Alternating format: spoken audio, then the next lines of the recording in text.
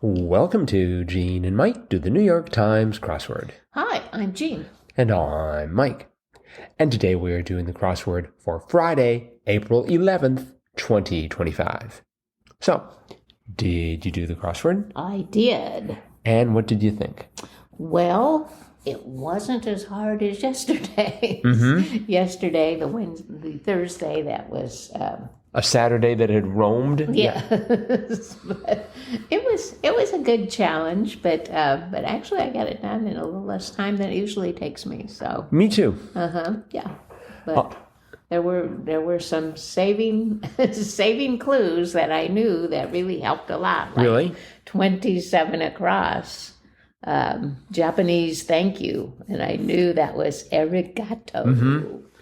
Did you start because of Mr. Roboto? Yeah, I was like, domo arigato, Mr. Actually, I started seeing that, and I was trying to figure out, okay, which is it? Is it domo or arigato, and then Mr. Roboto? I had to figure out which part to fit in, but arigato was the only one that would fit.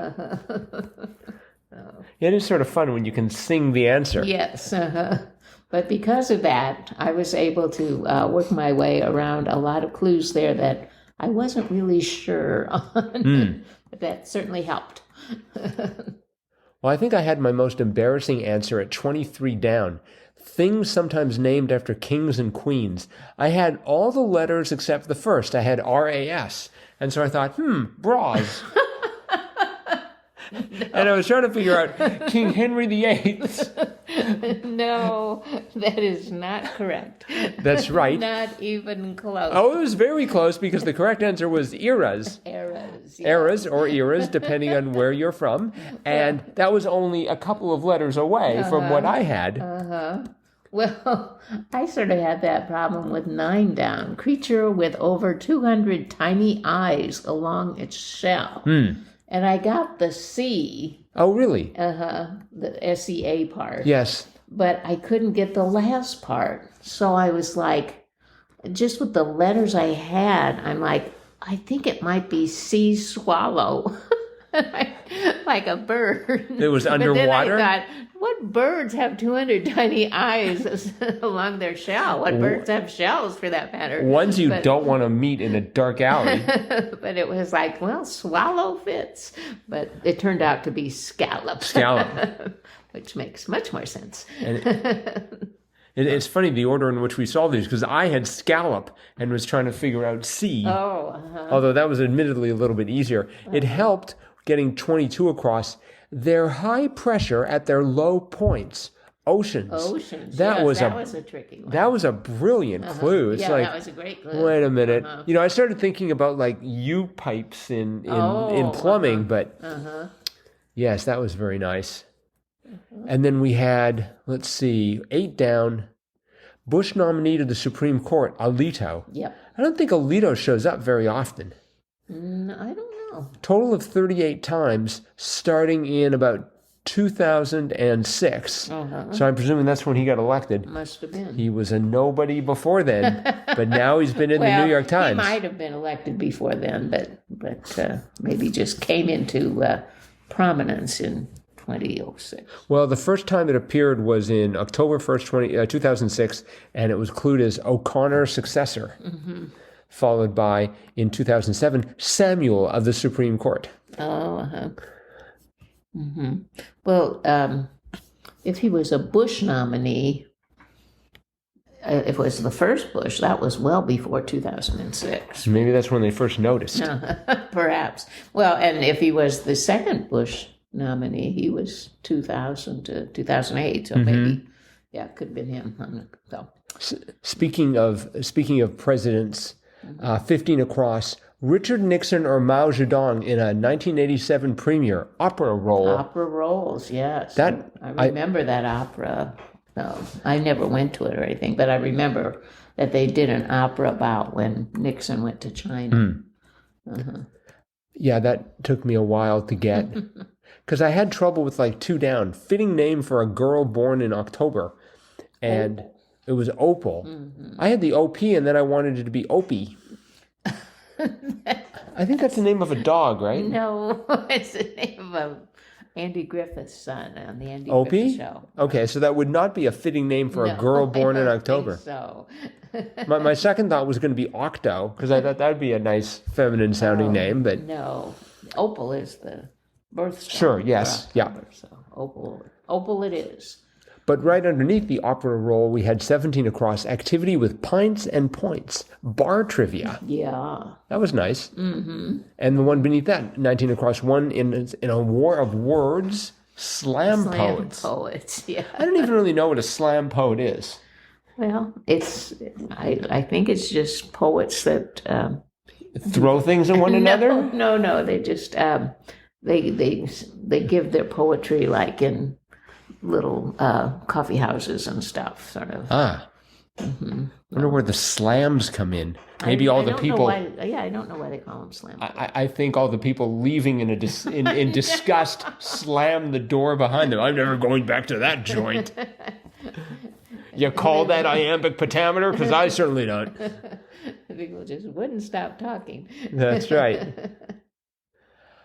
21 across, longtime email provider, AOL. Yep. It's like, come on, that went away in like 2006, but the same time as Alito got into the Supreme Court.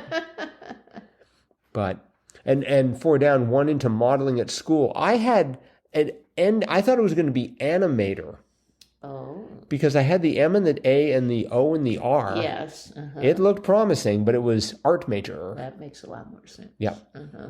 I know. I thought animator was pretty good because, like, if you're an animator, you might design computer models that would control the animation. I suppose, yeah. Mm-hmm. Let's see. What else did we have here that was interesting? We had 34 across. 34 across was Vulgarian boor. I think that sounds so much of a compliment. You vulgarian, you. It sounds right out of Shakespeare. And really, I mean, if someone's a boor, I think they would find that to be a compliment. Why, thank you. Yes, I am a vulgarian. I come from the planet Vulcan. I don't think so. I liked 25 down. How Romeo dies in the eyes of the audience. Ironically. Yes. That's true. Yep. How ironic. We had 56 across, French city whose last 3 letters are a French article, Arles, A-R-L-E-S. That's right, yes. I like these the clues that are little puzzles all in themselves. Those are kind of fun, although sometimes they can be stumpers. Yes. But that's why we have the crosses. For me, the only gimme was absolutely 40 across. Popeye's Fair, Say No More, spinach. Yes. Uh-huh. I think nowadays, though, there's a Popeyes as a food chain. They sell what? Fish? Kind of chicken. See, Popeye was a sailor. It would make a lot more sense if they sold fish. Well, I think they might sell more than chicken, but I think they have sort of a Cajun theme. And a lot of spinach? No, I don't think they sell spinach. They don't sell at all. spinach? Have they not read any of the Popeye comics? What is wrong with these people? Mm-hmm. And then Bluto They don't use Popeye as their spokesperson. But it's called Popeye. I mean, yeah. I think they're. It's amazing they got that name. You know, I would think that would be trademarked, but I think if you pay enough money, you can get anything. Yep, I suppose. We had 41 down. I found this quite difficult. Tends to.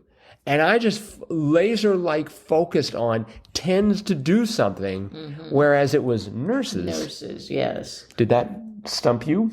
It did for a while, but then I was seeing it sort of form from the crosses, and I'm like, oh, that kind of tends. Mm-hmm. Uh-huh. And close to that 48 down, please keep scratching me. Purr. Yeah. I thought that was quite nice. And I think that summarizes the crossword as a whole. Quite nice. Yeah, it was fun. The second crossword by Jesse Guzman. Oh, very good, Jesse. So that's it for the crossword, but it is Friday, which means it's time for Fun Fact Friday. And I'm hoping you have a fun fact for Fun Fact Friday. I do have a fun fact. Excellent. And this is related to a clue that was on Sunday, and the clue was toys with their food, perhaps. Right. And the answer was Happy Meal. So I have a few fun facts about a Happy Meal. Oh, okay, good. Okay. This comes from All Recipes, which I have gone to time and again for recipes Right. when I'm looking to make something new.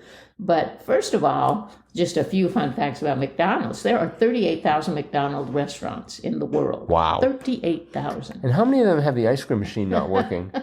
Probably. That's another problem. Probably all of them. No. They sell about 1 billion, with a B, Happy Meals a year to toy-fixated children. Wow. About 2.7 million a day. So that right there, I thought was an interesting fact. Yes. There are 3 people who claim that they invented the Happy Meal. The first one is Yolanda Fernandez de Coffin. And she was actually, she and her husband bought a franchise, McDonald's franchise. And she just noticed that the children were not finishing their meals and they needed something smaller. So she just took it upon herself to make smaller hamburgers, smaller portions of fries. And she threw in a toy and a sundae, a little sundae for them. So, and she called them Ronald's Menu.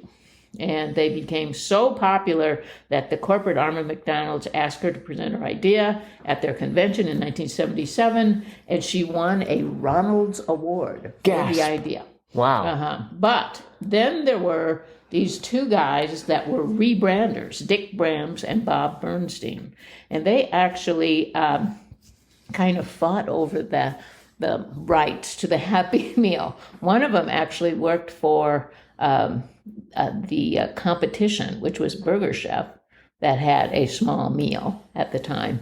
But anyway, they did finally say that Abrams, Dick Abrams, was anointed the father of the Happy Meal in 1988. Wait, what about the person who really invented it? Well, what happened to her? She was the mother of the Happy Meal. But then the other man, Bernstein was his name, Bob Bernstein, he said Dick did a lot, but after the Happy Meal had already been created, Bernstein insists that he was the one working on the idea of the Happy Meal several years before Abrams. So how many years does it take to invent a Happy Meal? Just I don't know. Make the food smaller, throw in a toy. Done. He said he came up with the idea in 1975 as he watched his son at the breakfast table reading his cereal box. He did it every morning. I thought if we could make a box for McDonald's that holds a meal and gives kids things to do, they could call it the Happy Meal. And that's officially what he said happened.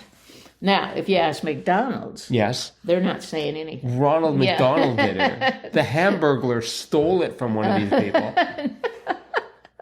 No, but they did give Bernstein a special award for his for bringing the Happy Meal, a bold idea, to the McDonald's system. So anyway, we can't really agree on who invented the Happy Meal, but they certainly have made children happy since 1977. And McDonald's reports a $3.5 billion in sales of Happy Meals in the last year. Wow. They included healthy alternative food choices, which have made the Happy Meal even more popular and a more powerful part of their menu. And of course, with Disney, they were able to provide many Disney-related toys throughout the years. Mm-hmm. So anyway, that's the Happy Meal. Okay, so 1977. So that was about the time that Star Wars came out. Mm-hmm. I think Obi-Wan Kenobi invented the Happy Meal. I don't think so. And just convinced people that McDonald's did. Well, that is a fascinating fun fact. Thank you. Thank you for that fascinating fun fact. Mm-hmm. Listeners, we hope you enjoyed it and it's now inspired you to rush out to McDonald's and order a Happy Meal.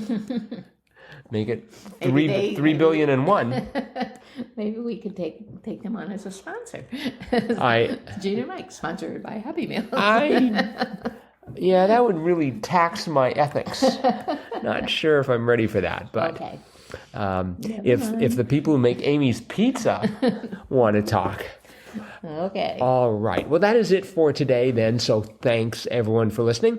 Saturday's crossword, the hardest crossword of the week, should be out shortly. We're going to tackle it. Hope you will too. Yep. And we will see all of you again tomorrow. Bye-bye.